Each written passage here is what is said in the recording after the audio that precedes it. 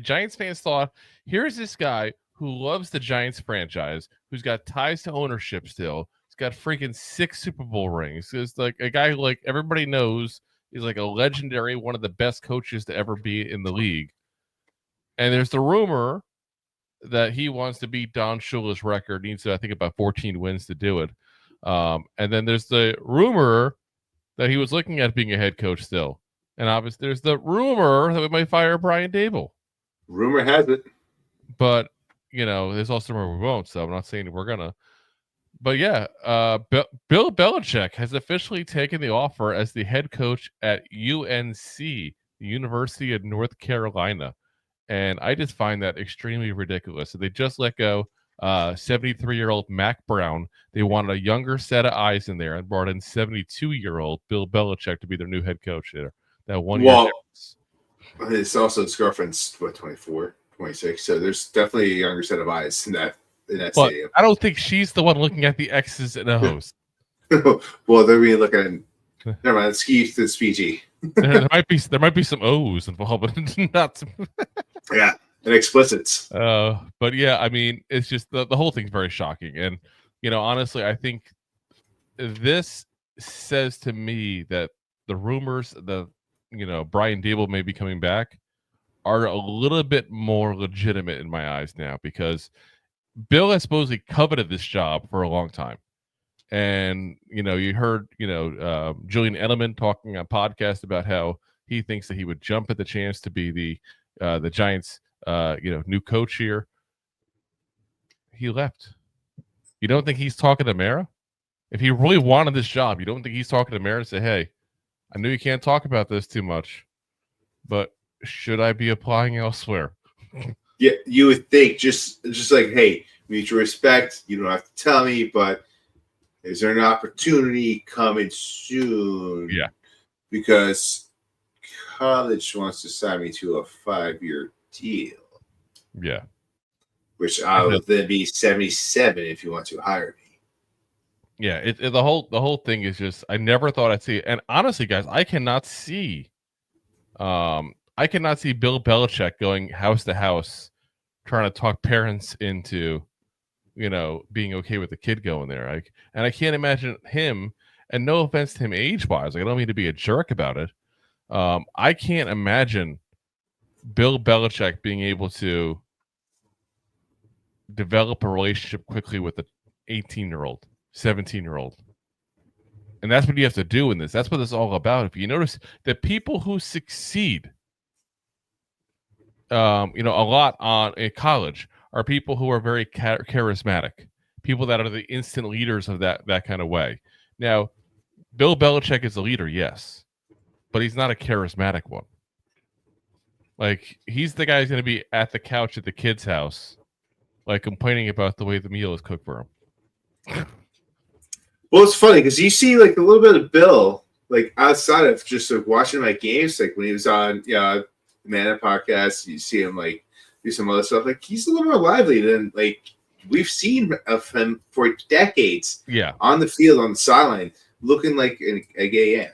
But it's different because it's not business at that point like that. He can relax. He can just say his thing. He doesn't have to worry about how he appears to the rest of the team. You know what I'm saying?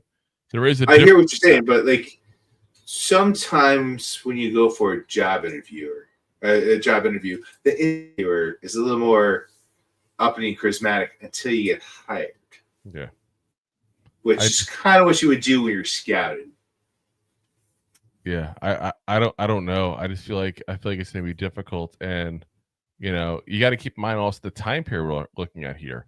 Like the kids now, think about the fact they're 18 years old. Okay, let's say hypothetically, or in reality, it's 17, 16 when you're recruiting really. So let's even say there. So that's 2008. 2008 when these kids were born.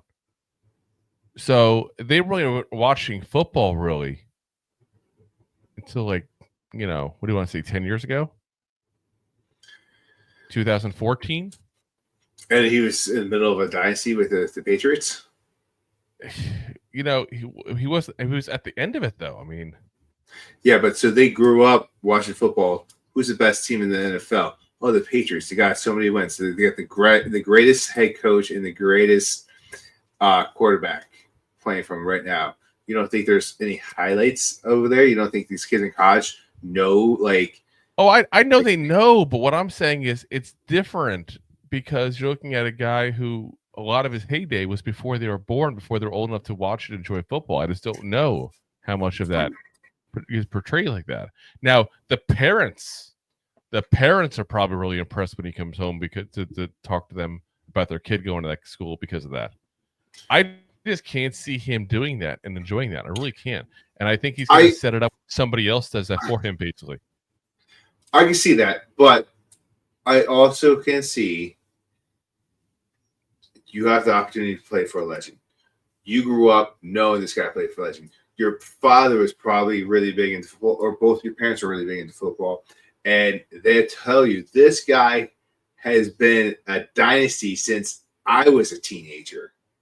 But now he's a dinosaur. Right? It doesn't matter. You're going to play for a legend, and people will jump at that opportunity. I just don't like know if he's held in the same regard with the younger kids that he is to somebody our age that grew up watching him from the 80s on with the Giants onward at that point. There's a difference. There really is. It's the same as like, let's say, for example, okay, let's use this as an example. I think the timeline works out correct. And this is going to be an odd analogy, but I promise I'm going somewhere with it. Look at the people now that are doing concerts like Jennifer Lopez, Justin Timberlake, people that were popular, 20 years ago. When Bill Belichick, sorry, wrong Bill. But Bill Belichick was at the height of his popularity, really. You don't see the kids going to their concerts because now that's like your parents' music and all. And there's a difference, I know, between music and sports. Don't get me wrong. I just don't know that he's held in the same regard by that generation as he is by the previous ones. I don't know. I don't mean that as a positive, negative, as far as definite either way. I qualify because I'm an old bastard. I understand what you're saying. And typically, when we were kids and older generations were kids, it was different because you had to watch tape. You had to pull up tape. You had to go to Blockbuster. You had to go to Hollywood Video. You had to go to one of these stores, get a VHS, and watch old school football and tape of it.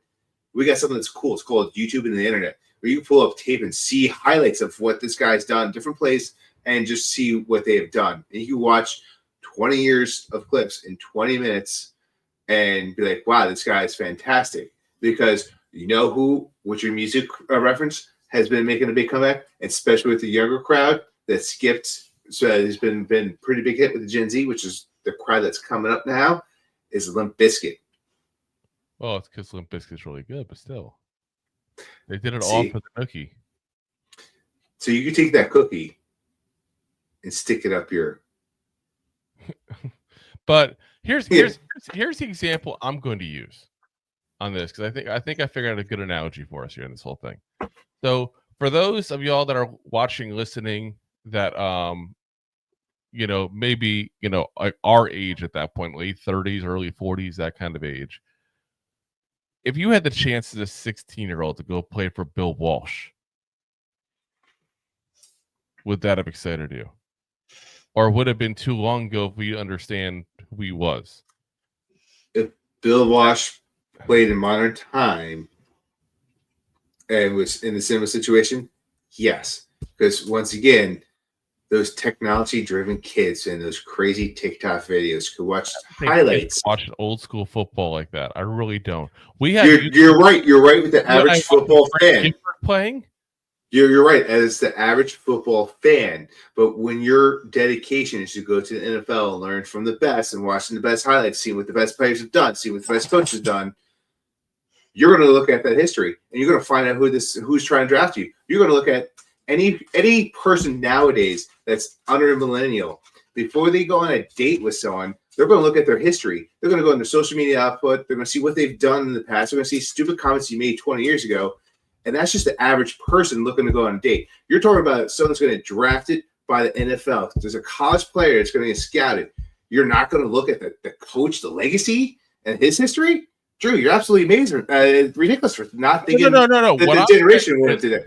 But I know what you're saying. But you have when you watched it as a football fan who was old enough to understand what was going on to somebody who didn't at that point. Same as like you see people now talking about Dan Marino as if he's not one of the best quarterbacks ever because they're looking at, the fact that they're looking at the stats, the videos, but it's not showing the full picture of how good he was as a player.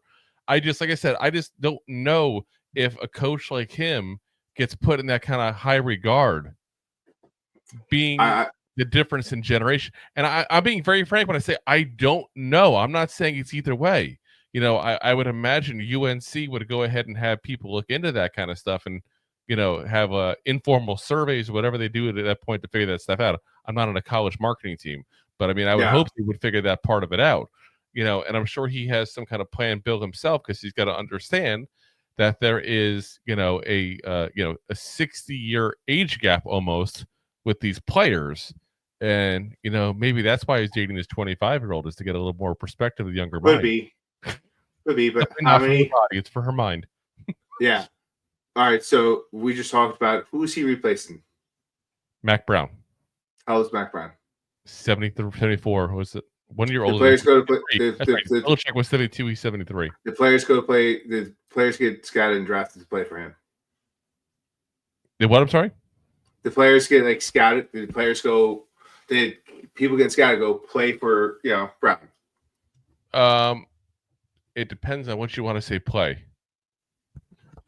There's a legacy behind Bill Belichick, and especially like I said. Oh, I'm just saying because they're using that as an example. Like North Carolina has not exactly been a powerhouse. I'm just saying, like Saban, bring up a name that an older generation that just recently retired.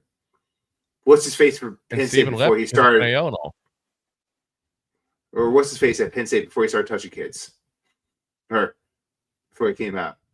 People went over to play for him, and he was an old man. It's around there. Like people know legacies, and they will play for legacies. And once again, if you're that into football and you're looking to go to get a scholarship, you're probably studying tapes of what these people. Like I said, what you're saying is 100% the truth. But what I'm getting at is he's not competing against a high school football coach. He's competing against other people that there's also tape on that have college experience and are a whole lot more of a charismatic character when it comes to the selling part. Like Bill Belichick, let's put it this way. Like if Bill Belichick worked at a furniture store, I'm not buying the sofa. That's part of the job now for him. It used to be GM go gets the players, I coach them up. That's my job. It's a different ball game. And I do think also to a certain degree, this is a different generation than what he dealt with, to the point of they might not take kindly to some of the way he coaches. You're not wrong with that. But once again, there's a legacy there. Name a tractor for me. Yeah. Name a tractor for me. Name a tractor company. You want a tractor company? Yeah. John Deere is obviously the biggest name out there. Bill Belichick. You don't think Bill Belichick is the biggest name out there when it comes to the NFL? And if you want to go play for the NFL and you're getting scouted, you don't think you want to go play for Bill Belichick, who has got the most Super Bowl rings? You don't think you want the ability to say that you had the honor to play with Bill Belichick? You don't think Bill Belichick, his systems will help develop you and there's a legacy of players here? But I might also look up and research tractors and say I prefer a New Holland over a John Deere. You might, which is part of the scouting job is one for the college. It's also two for the player. Yeah. Like I said, I'm not saying this is going to fail. I'm not saying that he's not going to be able to get kids. I'm just saying there's things that make it not a certainty in my eyes, if that makes sense. Yeah. And there's two sides of it. Like there's definitely going to be players that are going to be like, you're not wrong. And I'm not trying to say that by any shape of the imagination. All I'm saying is I think there's a little more risk than some people might think because of the age difference, because of the personality concerns, because of the fact that he's also never coached college. There is a difference, and I know he was interested in this job because his dad was an assistant coach for UNC back in the 50s. And they talked about that. He had 3 years, his dad Steve was a assistant coach there, and he had a lot of fond memories growing up there. But the fact that we're talking about the fact that he grew up going there in the 50s. It's great, but get off my lawn. Think about it. These kids, their parents are like our age. So like he was going to school to UNC with his father when most people's like parents weren't even born. Their grandparents may not have even been born yet. Like I'm just saying, there's an age gap, and I do think it matters more, especially because like you mentioned, Nick Saban, which is obviously the classic example because Nick Saban's probably the best college analogy for what Belichick's done. So I get why you went there, and it's a great, like I said, it's a great analogy to use. But here's the problem: you do still run with that, though. Nick Saban was in year out with these college kids.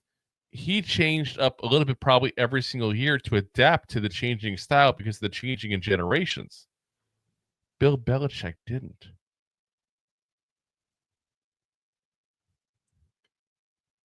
You're right. Not at the college level, not at the university. Not the college level, yeah. But when you spend 4 decades in the NFL, those college players are the ones that are going up to the NFL. So Correct. there is adapting to those players. So the thing that's going to be the hardest for Bill Belichick is to come in. There's going to be players that are not NFL caliber. They're going to come in. Granted, as a coach, you get the best out of your players, but they're going to go there for a scholarship. Like I might just go there because I want to be an engineer and I got a free ride because I could sit there and be a tank in the middle of the line. I don't know. I feel like there's a lot more risk to this whole thing. I mean, and plus, North Carolina hasn't been good in forever. They haven't won an ACC championship since 1980. Again, I'm not even that old. It's 44 years. 44 years. By the way, Bill Belichick was almost 30 the last time that happened. So I'm just saying. Touche. But my whole thing, and you're not wrong for what you're saying either. But my whole thing that's what I'm saying. I think you and I are both in the same boat as far as that. Like we're just playing the different sides of the coin. Yeah. But either side is the potential right result. And neither one of us know. No, because once again, like you're going to have players that get approached by Belichick or like assistant of Bill Belichick, and they go, "How many Super Bowl rings? How many Super Bowl appearances?" Oh, well, I'm not in the NFL yet, but I want to be. What do I have to do to get there? Yeah. And who has the most experience in the NFL and college? Bill Belichick. Yeah, I don't know. And I gotta wonder why Bill would even do this, to be very frank. I feel like this is a lot of risk for him. No, but here's the thing. This has a lot of risk and not a lot of reward for him personally. Now, a lot of the rumors are that he had getting it written into the contract that his son would be taking over when he was done. And I wonder if this is more about is trying to set his son up for success. Because he can go ahead and get a couple classes in there, build the program up, and then just hand the keys to his son and say, here you go. Could be. And I just, like I said, to me, there's a ton of risk with that there. And I'll be honest with you. Like, I'm not trying to listen, I'm not the anti-Nepo baby or whatever the hell a term is they use nowadays for these kids who come from famous parents. But if I was, I think Stevens' his name, it's the one with the mohawk, whatever his name is with them. You know what I'm talking about? The one with the mullet mohawk thing. Like I think it's mullet. I think it's not a mohawk, it's just a mullet. But he's if I was him, I wouldn't want to be handed a job like that. I'd want to earn it. I was about to say, especially you're going to be in the spotlight. Like I already got enough money probably from being assistant coach with these years at this point. He's assistant coach with Bill, obviously New England. Now going to UNC with him at that point. Like he's going to make enough money where he's going to be fine. Not to mention the fact that his daddy's got enough money to bail him out of anything he needs in life. But I'm just saying, I would not want to get a job that way, honestly, because how would I, if I'm a kid coming into the school, take you serious when you got the job because your daddy got it written into the contract? Yeah. Imagine when the first time you had the conversation of, you have to earn this, you have to earn that. And you go, well, you didn't earn this shit. Or the epoxy, now flipping sides, the epoxy of Bill Belichick. You got to earn. You want to be in the field, you got to earn this. What about your son? Yeah. Like I said, I'm not trying to attack him merely because he was blessed to come from a rich family at that point with a father who can set him up for success. I'm not hating on that in any way, shape, or form. But you still can't silver spoon hand him stuff. That's beyond just being a Nepo baby, because that kind of stuff opens up doors that you and I would not have. Let's be honest. Like, he can walk in and say, "I'm Bill Belichick's son," and get a assistant coaching job somewhere like nothing. Yeah. But you see him on the sidelines. Yeah, that's only to get him so far. Dad, Yeah. what should I do? What should I do, Dad? But I'm saying it's only to get him so far. And now instead, he's being handed a franchise, basically a college team, in a couple of years, and that's a sad look.